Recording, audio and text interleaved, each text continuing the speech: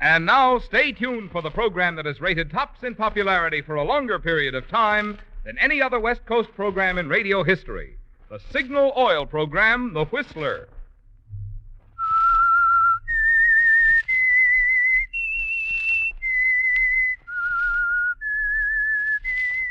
S-I-G-N-A-L.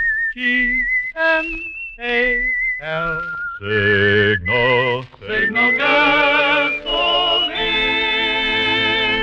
Signal, the famous Go Farther gasoline, invites you to sit back and enjoy another strange story by The Whistler. For extra driving pleasure, the signal to look for is the yellow and black circle sign that identifies Signal service stations from Canada to Mexico. And for Sunday evening listening pleasure, the signal to listen for is this whistle that identifies the Signal Oil program, The Whistler.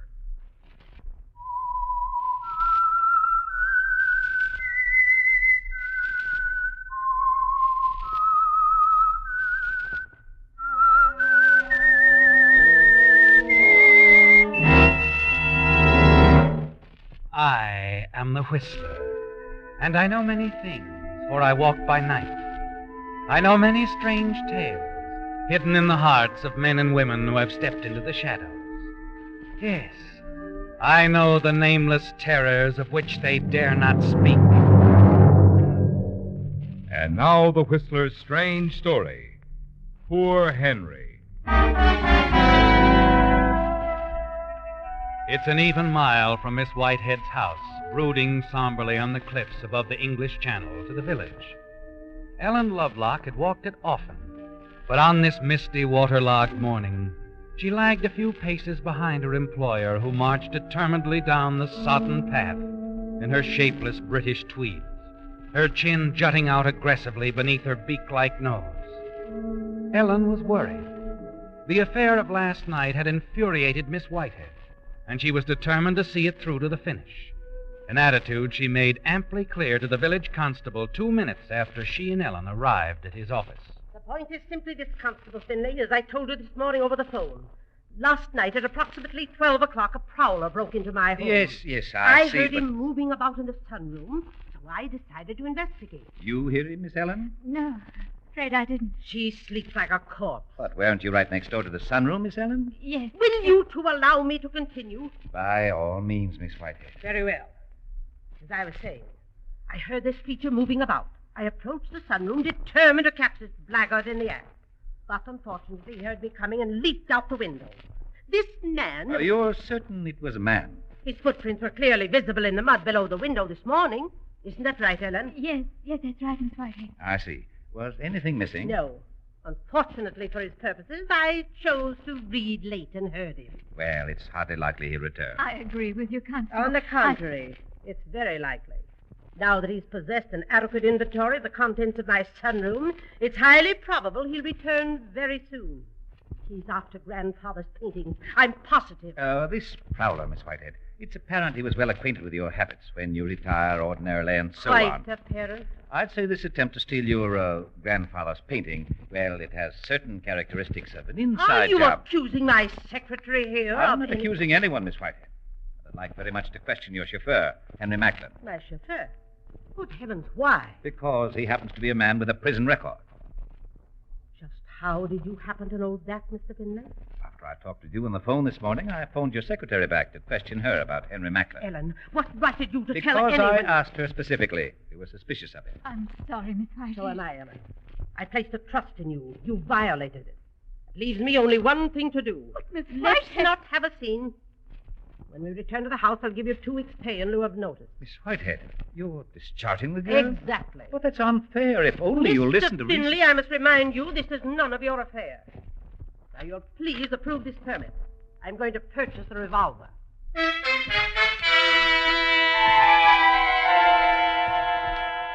Just like that, Ellen. 3 years of service as Miss Whitehead's secretary. 3 years of daily battle with a jutting jaw and icy gray eyes ended in a snap of the finger. The old lady, coldly precise, snatches up her revolver permit and strides out of the office. Constable Finlay, engulfed in the guilt complex, tries to make sympathetic noises. but he succeeds only in looking embarrassed. And you, Ellen, hurry out into the street to see where Miss Whitehead is. As you do, Miss Whitehead's car pulls in at the curb. Henry Macklin is at the wheel. Morning, Miss Ellen. What are you doing here, Henry? Oh, thought the old girl might want me to drive her back to the house. She would have called you, Henry. Just saw her going into the gunsmith's with that look on her face. What's up? Nothing that would interest you. You'll excuse me, Henry. I have a... Want to ride back, Miss Ellen? Thank you, no. Miss Ellen. Yes? I was just thinking, there's an American film at the Croft tonight. I was just Sorry, wondering Henry, if you... I have an engagement. Oh. You walk away. Leave Henry staring stupidly after you. At the corner, you turn. Hurry down the street toward the Ram's Head Inn. As you move past, a figure detaches itself from the misty bulk, falls in step behind you. Ellen, Not here, Matt. down for the beach then. Go ahead.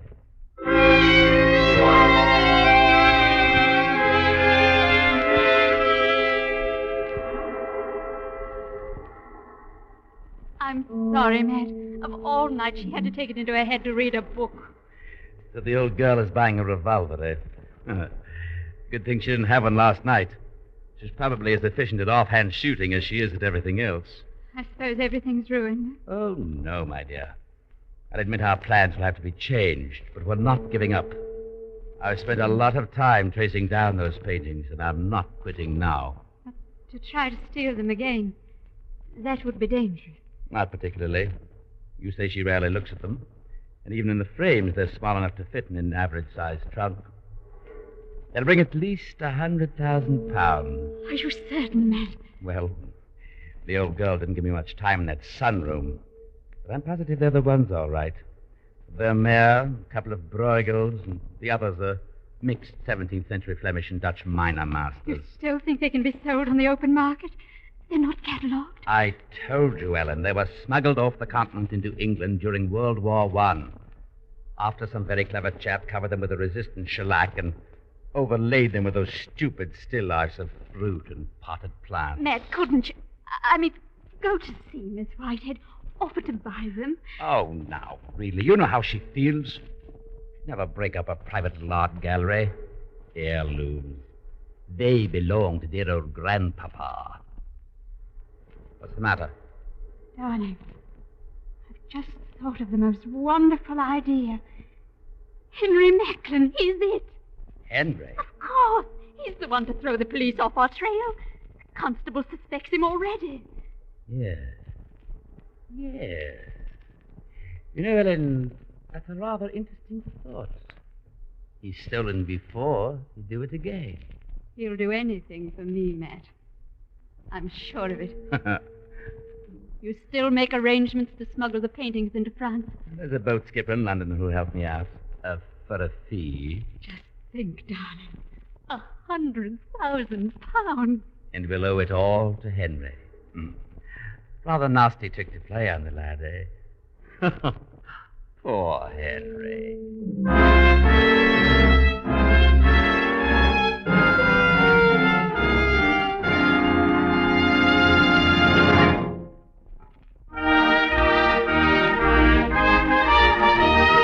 Again this week, you Whistler fans have sent in some really choice limericks. So once again, Signal has asked me to skip the regular commercial in order to present $20 Signal gasoline books to 3 of you as tokens of our appreciation.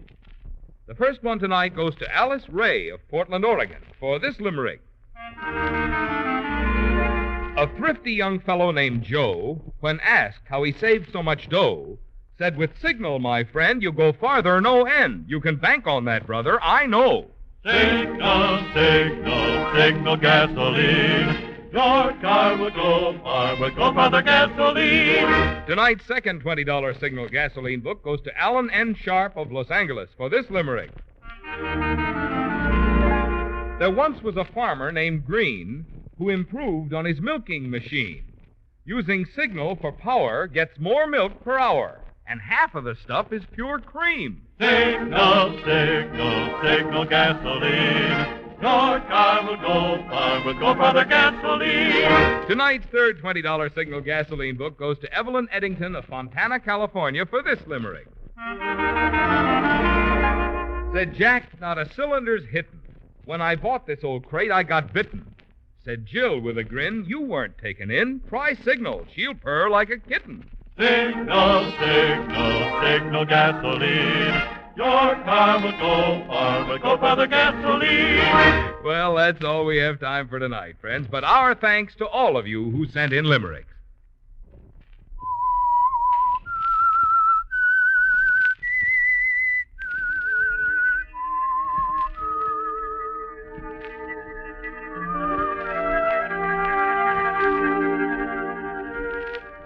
Well, Ellen, poor Henry is going to have to face the music, isn't he? And only 2 days after the scene in the constable's office of planning with Matt, you have a general idea how the tune will sound. Henry Macklin, with a prison record at Dartmoor, stepped off the straight and narrow, burglarized the home of his benefactor, stealing, among other things, a collection of nondescript Victorian paintings from her sunroom. Henry is the perfect out, the most reasonable suspect.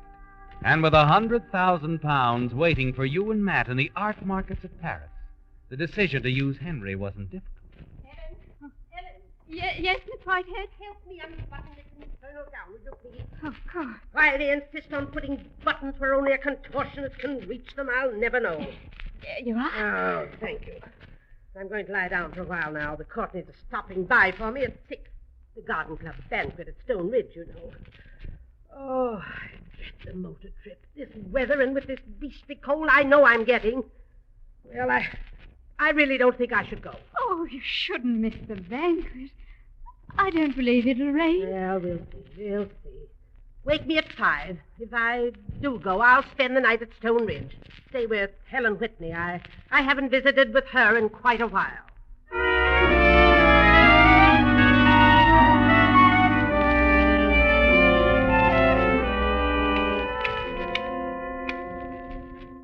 Hello, Henry. Oh, hello, Miss Ellen. Just cleaning up the carburetor a bit here.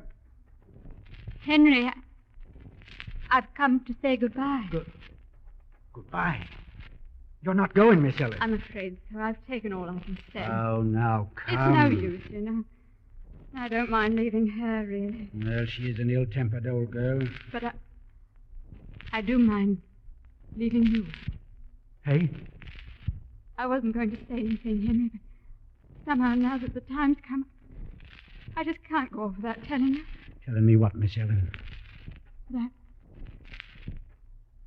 I admire you very much. Miss Ellen? Please, Henry, let's not make it any worse. I never knew. I know. I thought you'd think I was foolish. Foolish, Ellen, Please. I'm going back to London. Going to try to find a new life. Start all over again. You can't go now. Oh, it will be difficult. I don't have much money. Don't really know how I'll manage, but I've made up my mind. Maybe we'll meet again, Henry. I hope so. We will, so help me. I'll If see you're to ever in London, I'll be staying at the Dorkin Hotel. The Dorkin, yes, I know where it is, but... I've got to go now, Henry. Good heavens, I almost forgot what I came for. Miss Whitehead misplaced the key to the vault in the library. She thought it might have fallen behind one of the cushions in the car. Oh, that's strange. She's a strange old lady. You'd think she'd be more careful with it. You know, there must be a couple of £1,000 of valuables in that vault. A couple £1,000? Huh? How careless of her.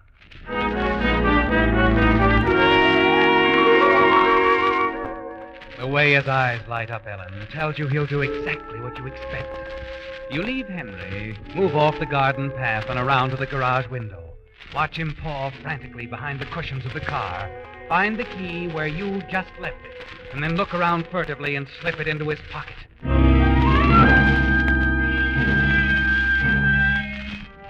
The old lady's still asleep as you walk to your room. Open your trunk, and then you hurry around to the sunroom close by and unlock the door. One by one, you take the paintings from the wall and put them in the trunk, all 10 of them. with a stupid fruit and potted plants beginning to peel off, showing what lies underneath. 100,000 pounds, Ellen. Over $400,000 in American money. For a moment you stand there looking into your trunk, its golden cargo, and then... Just a minute.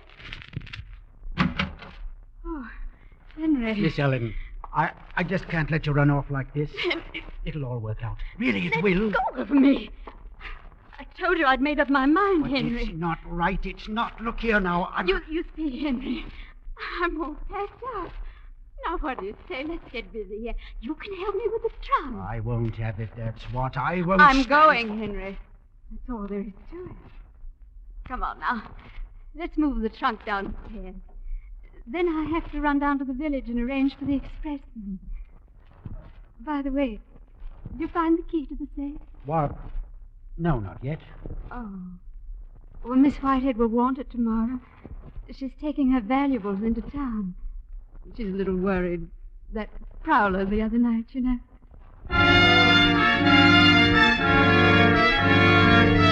Henry's denial of finding the key assures you of his intentions. And now you've made it clear to him that tonight is his only chance. Promptly at 5, you awaken Miss Whitehead. Remind her that the Courtneys will be calling for her at 6. It's upsetting when she tells you she's decided not to go to the Garden Club banquet, that she intends to remain in bed for the rest of the evening. But going downstairs, you realize that Henry will still have the opportunity to rifle the safe. And that's all that's important. You go on to the village, giving him the run of the lower part of the house. You wander through the village for almost an hour and then contact the expressman. Well, yes, Miss Lovelock. I suppose we could run out and pick up the trunk. What train will it arrive on in London? Expect we'll get it on the 7:28. I'll put it into Paddington Station at 8:15. Oh, good. If you'll excuse me, I have a telephone call to make to London. I'll be back shortly. All right. I'll finish up here while you're gone, and then we'll run out and get your things.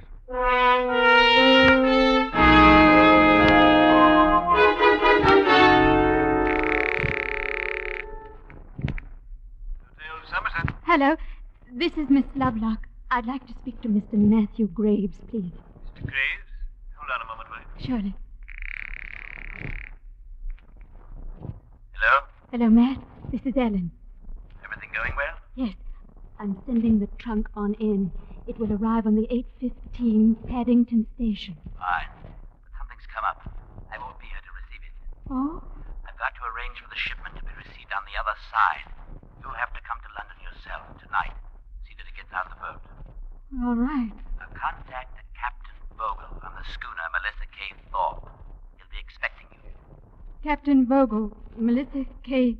Thorpe. Right. Got to ring off now. You replace the receiver a little shakily. Stop for a moment to compose yourself. Now that the moment has come, you begin to wonder if you haven't been too sure of yourself, of Henry. And then you dismiss the thought. You kill another half hour before returning to the expressman. You're sure now, aren't you, Ellen, that once the way was open, Henry moved in the right direction and made your plans foolproof. It's 7 o'clock as the baggage man turns off the highway down the road to the old house. It's dark as you expected. You're sure Miss Whitehead is asleep, that Henry has had the opportunity he needed to rob the safe and leave. Miss, what do you want me Pull to... up right here at the foot of the stairs. Oh, I do. Well, lady home? Yes, in her room. She's not well. That's luck. Better not sloshing around on a night like this without her to contend with. They should have my key. Yes, here it is. After you, miss. The trunk's there by the library door. You turn on the light, please. Of course. The expressman doesn't notice, and you smile. Watch him ease the trunk out, down the stairs, hoist it onto his truck. You close the door. Then as you step back into the library.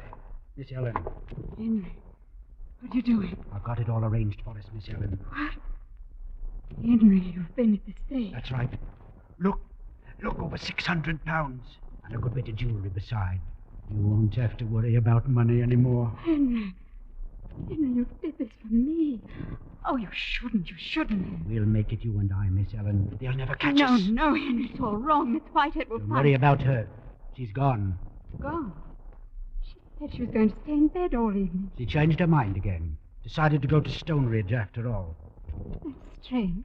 Strange or not, that's what she did. Drove her over myself. Now, look, Miss Ellen, I'm taking this money and jewelry. Nothing's going to stop me. I should, Henry. I should stop you. But I can't. Now it's all my fault. I'm responsible for this. Henry, go. Go quickly. Keep the money, the jewelry, but run. Run, Henry. I'm not going without you, Miss Ellen. Please, I won't tell a soul. Go. Go on. We'll run together, Ellen. No, it's better this way. I'll meet you in London, the Dorkin Hotel. Please, Henry, you must go. I'm not leaving without you. That's final. You stare at him angrily, confused. His being here, his refusal to leave without you ruins everything, doesn't it, Ellen? Somehow you've got to get him away from the house. Frighten him into running. You move quickly to the telephone desk where Miss Whitehead keeps a revolver. If he thinks you're going to turn him in, he'll run, won't he, Ellen? Make no mistake. Now, what are you doing? Oh, a gun, is it? Henry, I'm giving you a last chance. If you don't go now, I have to call the police. Now, you wouldn't do that to Henry Macklin, Henry, would you? I'm warning you.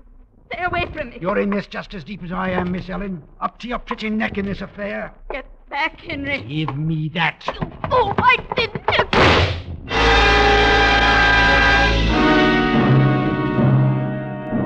You stare down at him, shocked, realizing slowly that he's dead, that you've killed him.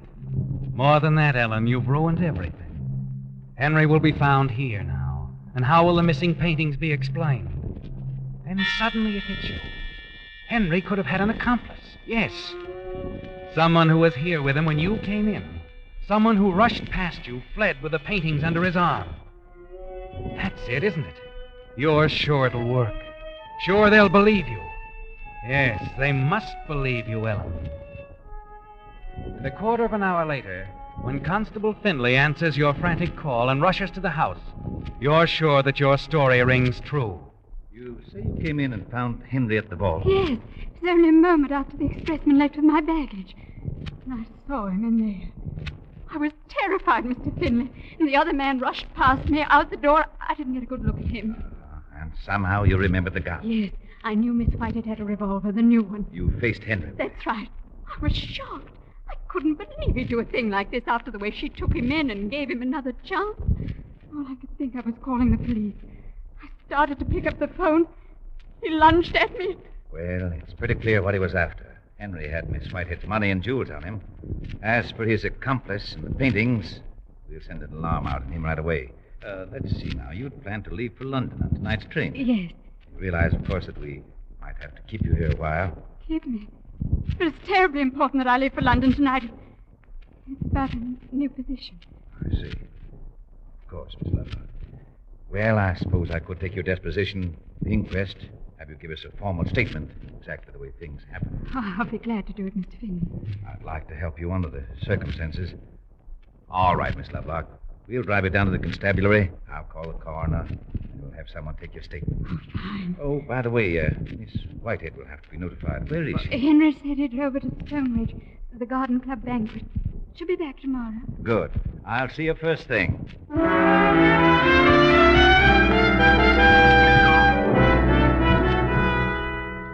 You accompany the constable to the village, his office. Attend to the deposition. The procedure is brief and official, and you wait nervously as the constable reads it over and finally looks up at you. Well, I should say everything seems to be in order, Miss Lovelock. Oh, fine. I'm through now. Right. Sorry you had to be put to all this inconvenience. But now, pleasant journey to London.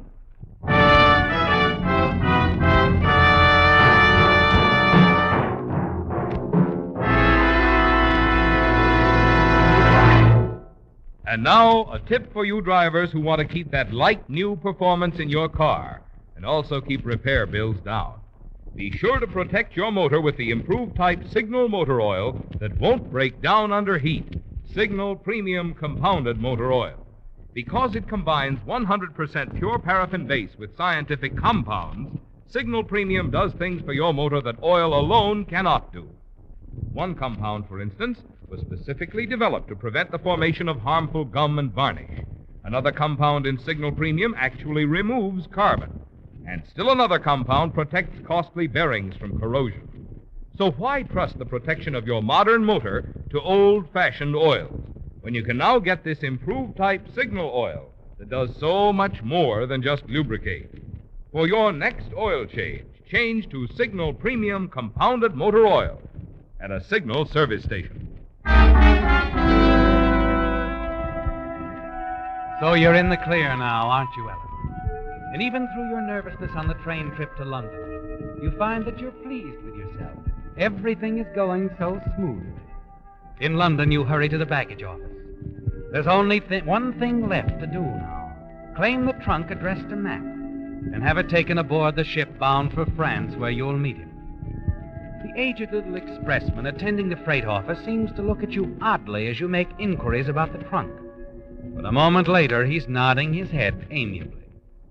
Oh, yes, Mr. Chap. If you'll just step around through this door. Yes, she is, Inspector. Inspector? That's right, miss. I'm Maitland, Scotland Yard. We got a call from a Constable Finley. Seems he wanted you detained. Detained? I made my statement. So you did. But it didn't include quite everything. You didn't explain about the trunk. The trunk? Why, it's here. Yes, we found that out from the express company. We've already opened. Oh. By the way, who's Matthew Graves? What does he have to do with this? He arranged to ship the trunk across the channel. But it was all a mistake. If you'll let me, I can explain. Can you now? Let's see if you can. You know, this was all rather clumsy of you, Miss Lovelock. Constable Finley started adding things up when he found some of your personal things and a batch of paintings on the ground outside the library window. What? Yes. He went back to the house after he put through a phone call to Stonebridge. Learned that Miss Whitehead wasn't there. Had never been there. Not there. But Henry told me. There we are, Miss Lovelock. Can you explain this? Look inside your trunk. Whitehead. That's why Henry lied. He killed her. Oh, come now, miss. Let's not try to blame poor Henry for everything. This is one murder you're going to have to explain.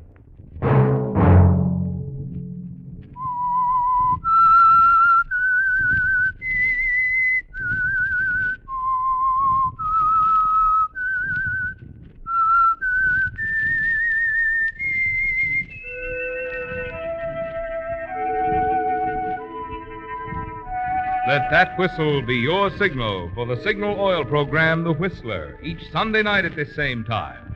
Brought to you by the Signal Oil Company, marketers of Signal gasoline and motor oil, and fine quality automotive accessories. Remember, if you would like the fun of having your friends hear a limerick of yours on The Whistler, the address to which to send it is Signal Oil Company, Los Angeles 55, California. All limericks become the property of Signal Oil Company. Those selected for use on The Whistler will be chosen by our advertising representatives on the basis of humor, suitability, and originality. So, of course, they must be your own composition.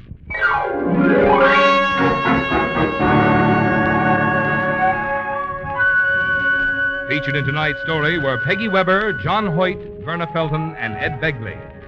The Whistler was produced by George W. Allen, directed by Sterling Tracy, with tonight's story by Harold Swanton, music by Wilbur Hatch, and was transmitted to our troops overseas by the Armed Forces Radio Service. The Whistler is entirely fictional, and all characters portrayed on The Whistler are also fictional. Any similarity of names or resemblance to persons living or dead is purely coincidental. Remember, at this same time next Sunday, another strange tale by The Whistler.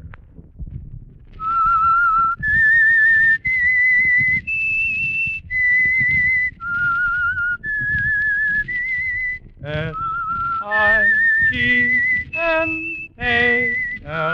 Signal, Signal gasoline. Marvin Miller speaking. This is CBS, the Columbia Broadcasting System.